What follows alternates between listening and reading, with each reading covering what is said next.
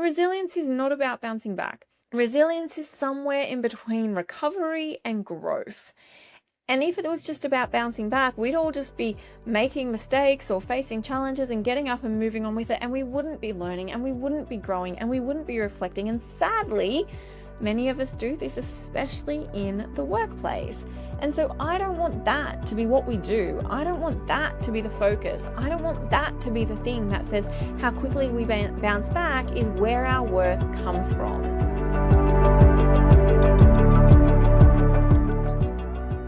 So I have something for you to think about.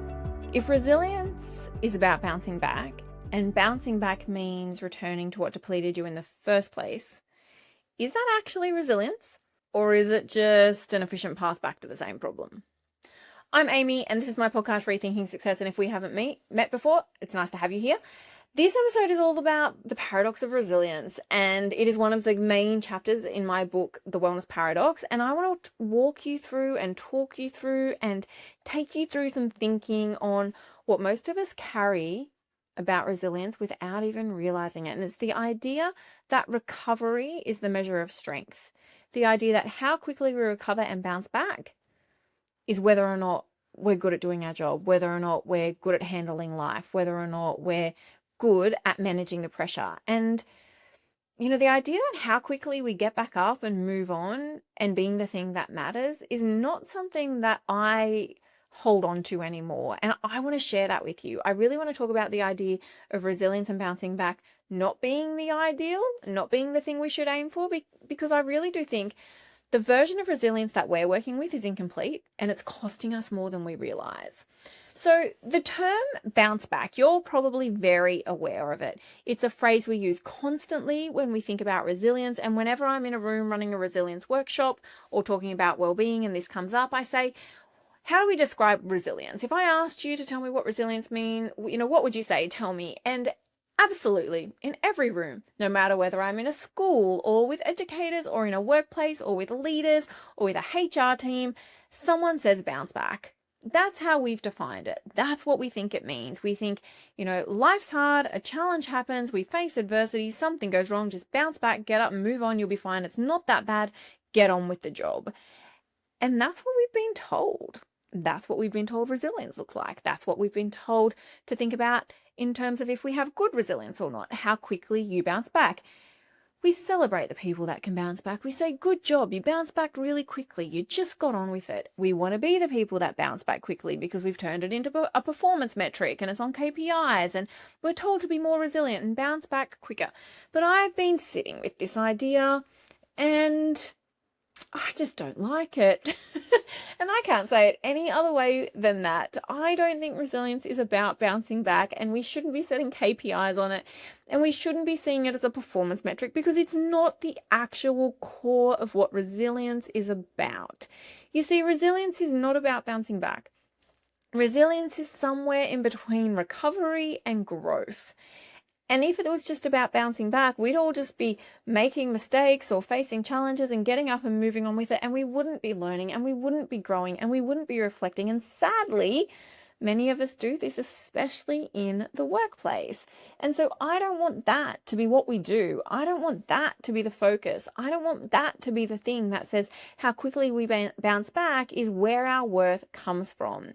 So we need to actually get better at thinking about true resilience. And true resilience is the kind that serves us. It's the kind that serves people, teams, workplaces, students, young people. It serves us as a tool for growth, for reflection, for being able to reflect on what went wrong and where we want to go next. And when we continually just see it as bouncing back, we miss this entire opportunity. So here's some problems with the term bounce back. First of all, we have borrowed this term from material science, and material science and the term bounce back is like something bounces back to shape.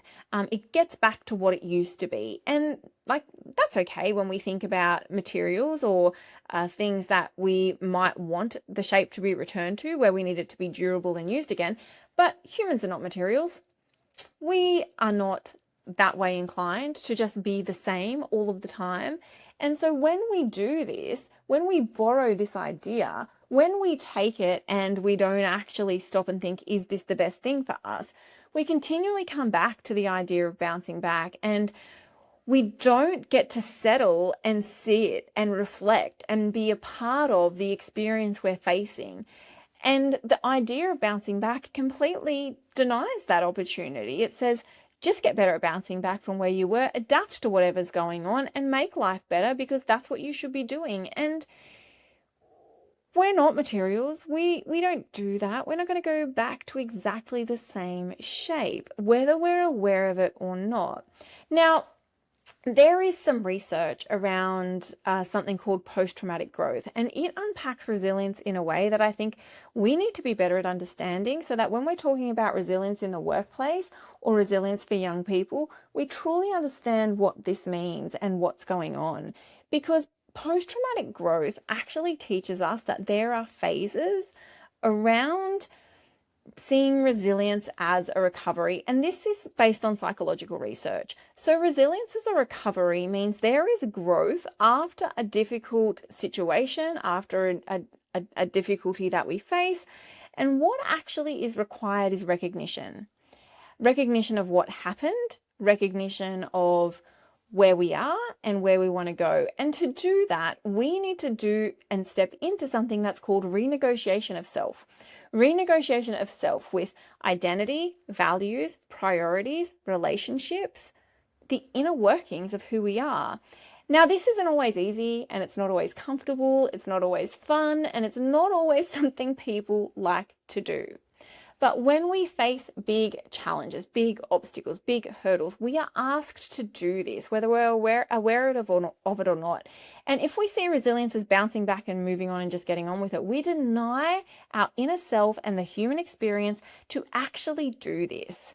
And it's not helpful, because we're not learning and we're not growing and we're not getting to a point where we actually get to say, hey, do I want to go back to where I was, or do I want to move into a different phase of life? Is how I was working or behaving or thinking or feeling serving me? And if not, then where do I go from here? And have I lost something, or has something changed? And if so, how's that going to impact my life, and what do I need to do differently? Bouncing back doesn't allow us to do that. It just says move on quickly. And so the idea of re-navigating our identities, our beliefs, our values is something we need to get better at doing when we're talking about resilience, because that's what resilience actually is. And this is so important when we think about organizational resilience or workplace resilience, because in organizations, as mentioned, we often see resilience measured by how quickly teams and individuals return after a disruption to the job they're supposed to be doing. How quickly productivity improves, how fast they get back to the job. And I understand that in some ways that's important. But when we do this, when we just see resilience in a team as bouncing back and getting on with the job, we are missing the opportunity to ask what actually happens here. And so when we have high resilience like this, it becomes a barrier to change that might need to occur, because we just get on with the day. We just think, oh, well, that happened, bounce back, move on, that's high resilience, let's keep going. And so we don't get to ask ourselves, what happened? What did we learn? What could be done differently? Instead, we just absorb the problems because we've told people that's what good resilience is. And so we've got to start to ask, well, what does resilience look like for adaptation? What does it look like for growth? What does it look like for change? Not just recovering and getting back to where we were. And so this is a shift where we go, well, how did we get here? And instead of going back to where we were going, it's where do we need to go? Now, at an individual level, it might mean sitting with that long enough to actually hear what's going on, to ask ourselves what we were experiencing or what the circumstances were, or why we feel like we need to recover or bounce back and where that comes from. And that requires time and space. It's not quick like bouncing back implies. There's no time frame on what this can actually look like.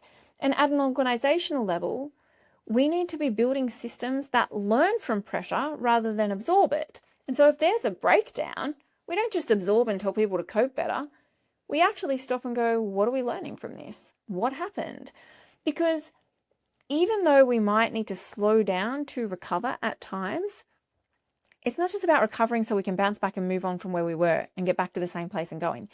It's a recovery that allows us to reflect on the process so that we don't skip what's needed entirely.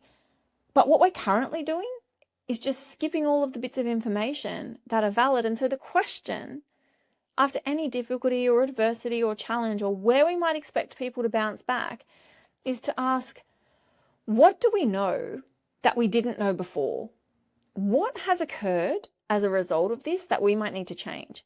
What could we do differently so we don't face this again? And that is seeing resilience as reflection and a regeneration of our identities and our values and our beliefs, and not just something to recover quickly from so we bounce back.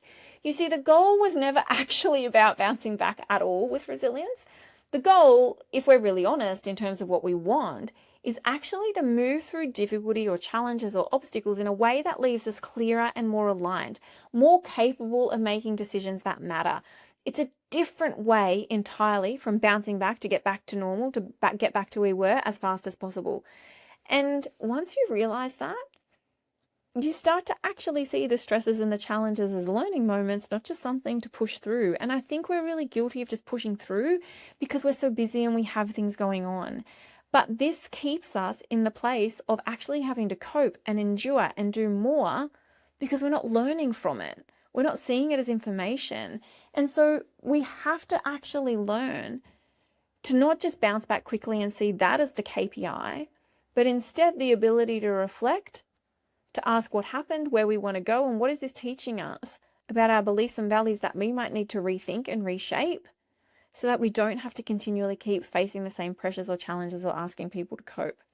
So here's what I'm going to leave you with. I want you to think about this. I want you to think about something you've just told yourself you have to bounce back from, or something that you've told yourself you have to move through, or something you told yourself you just have to get on with because it's not that bad and someone has it worse than you. And instead, I want you to ask yourself, what was the lesson?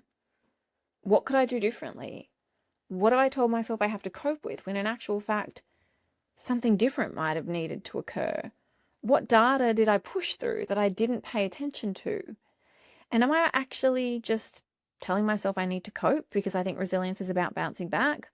Or do I actually genuinely understand that resilience is about recovery alongside rethinking and reconnecting with who I want to be and where I want to go and the work I want to do, whether that's at an individual level, at a team level, or at an organizational level? Because I truly think resilience is not about moving on with stuff and just sucking it up and saying that's how it is, or taking a teaspoon of cement, as some people like to say.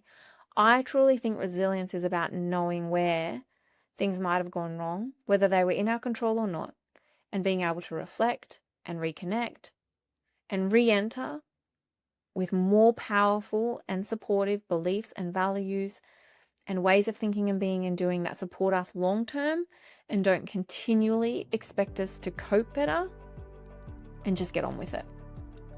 Now, as always, I would love to know what you think about that episode and how that's challenging your own perception of thinking about resilience, especially in the workplace. And as always, please like, share, tag, and do the things, and let me know what you think. Go and have a wonderful day, night, evening, whatever time of day it is for you, and I'll see you somewhere soon. Bye.